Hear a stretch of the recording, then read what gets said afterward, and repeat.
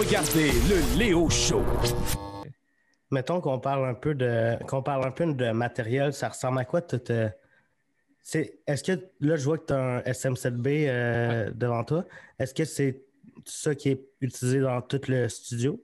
Alors, on a deux studios ici. On a le mien puis le studio qu'on loue aux gens. Ici, Ok. c'est tous des SM7B parce que je veux que le son est pareil pour tous les invités. OK. Puis dans le studio qu'on loue, c'est le Rode Podcaster. OK, ouais. Tu sais, qu'est-ce qui est drôle avec tout ça? Moi, maintenant, je suis confortable avec ça. Mais j'avais fait des tests avec, puis c'est fucking difficile de voir la différence entre les micros quand tu sais pas. Si tu fermes tes yeux, puis je te dis c'est un et l'autre. Mais le prix est fucking complètement illogique. Alors, des fois, je pense à ça, puis je dis fuck, j'ai gaspillé bien trop d'argent sur ça. Mais oui, dans l'autre studio, c'est ça, c'est des pods mic. Peut-être que je vais faire une upgrade un jour, mais comme je t'ai dit, je vois pas vraiment la raison. OK. Puis en caméra, puis... En caméra, on utilise des, je sais pas, c'est des Sony. Je sais pas exactement c'est quoi le serial number, mais... Est-ce que c'est comme des caméscopes? C'est des caméscopes OK. en HD. Parce que ce qu'on fait avec ça, c'est ils rentrent avec le HDMI dans les ordi. Ouais. On a des Camlink, on a des ATEM Mini, on a différentes options. Puis après ça, ça rentre dans OBS. Puis ça enregistre. Alors, ça enregistre pas sur la caméra, ça enregistre sur l'ordi. OK. Puis, par exemple, pour sous-écoute, puis Mike, si tu demandes à Yann, lui, c'est le ATEM qu'il a, le Blackmagic pour tout ça. Le gros, je pense, qui peut en brancher 8, quelque chose dans le c'est fucking cool que Mike a pour le sous-écoute. Puis, alors, pour nous, c'est meilleur pour les podcasts parce que imagine toutes les cartes puis tout ça, parce que c'est ça que je faisais avant. Quand on avait débuté le To Drink Minimum, le monde ne sait pas ça, mais on ne faisait pas du live edit. Quand on était au début sur Compound Media, je prenais toutes les feeds. Alors, on faisait un podcast de 2 heures. Je prenais ça, puis maintenant, c'était à moi de faire toutes les cuts, toutes les edits. Alors, chaque enregistrement de 2 heures, ça me prenait une autre 2 ou 3 heures de regarder toute l'info puis de changer. Puis, c'était fucking vraiment, vraiment long.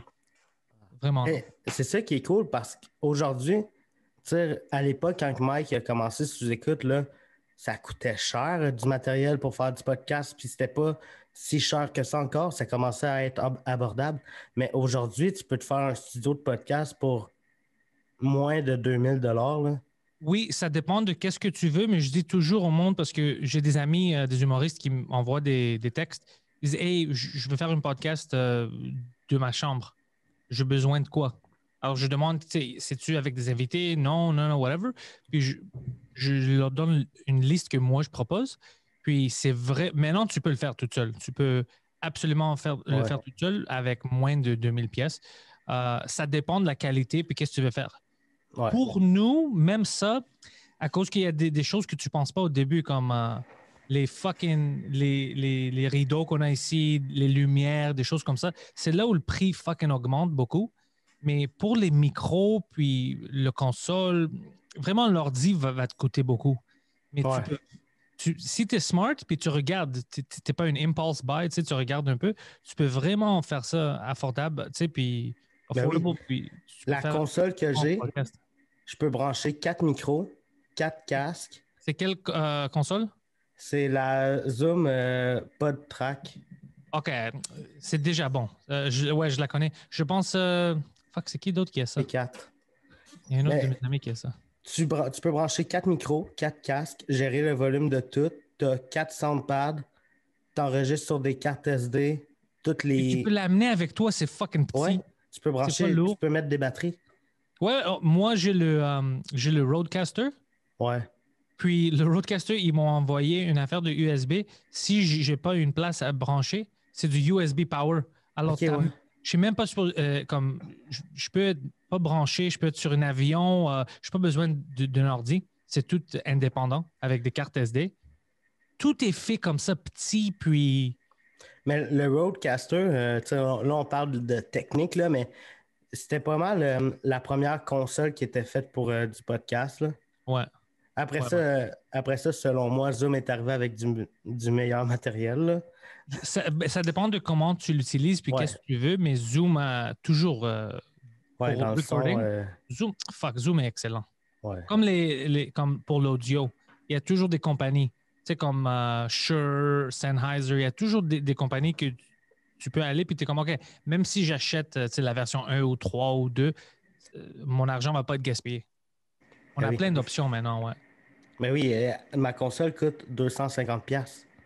Mais OK, 250$, tu as un micro, tu as une caméra, puis pour les podcasts, le plus important, c'est pas la caméra, c'est toujours l'audio. Ouais. Tu payes pour ton Internet, tu as t'as quelque chose sur YouTube, même si tu n'as pas un site, tu peux faire des podcasts. Ben oui. Mais non, c'est juste si toi, tu veux mettre de l'effort, c'est juste ça qui t'arrête. Puis même, tu n'es pas obligé d'avoir une console puis un micro de même. Là. Il y a super bons micros USB. Là.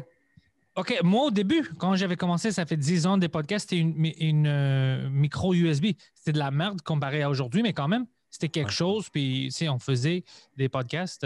C'est vraiment à toi. Ouais.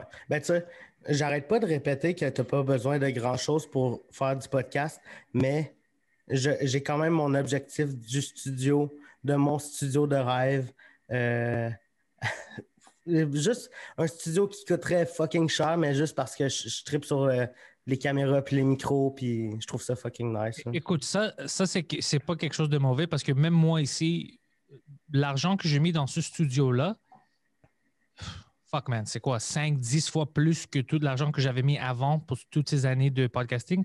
Mais je vais dire, quand tu mets ton argent dans ça, c'est vraiment le confort que tu gagnes. C'est vraiment le confort. J'ai tout ici, les lumières, tout est automatique, tout est connecté. Ça coûte de l'argent, oui. Je n'ai pas besoin de ça. Je peux faire honnêtement avec un micro et une webcam, je peux faire le podcast. Ben oui. Mais ça ajoute quelque chose pour toi, puis ça vaut la peine. Mais ça, c'est plus tard. Mais au début, quand je vois des gens qui me disent « Ah, c'est trop compliqué ou ça coûte trop cher », c'est comme « Non, c'est pas vrai. Si tu veux le faire, tu peux le faire. » Je pense que c'est Marc Boilard qui a son podcast qui enregistre avec son téléphone. Puis ça marche, non? Ouais. Ben OK. Oui. Alors, tu vois, c'est vraiment. Habituellement, c'est toujours toi qui es ton pire ennemi. Ouais. C'est toi qui vas te trouver des raisons pour. Tu sais, quand je commençais à faire des vidéos, moi, je voulais telle caméra. J'étais comme, hey, je vais être bien meilleur quand je vais avoir telle caméra. Là, je suis comme, ouais, mais non, mais je vais faire plus de vidéos quand je vais avoir l'autre caméra. Ouais. Là, je l'achetais, là, j'étais comme, ouais, hey, je te jure, je vais faire plus de vidéos quand je vais avoir l'autre caméra. Puis c'est un cercle sans fin, là. On est fucking les humains, man. On est fucking bizarre. Vous regardez le Léo Show.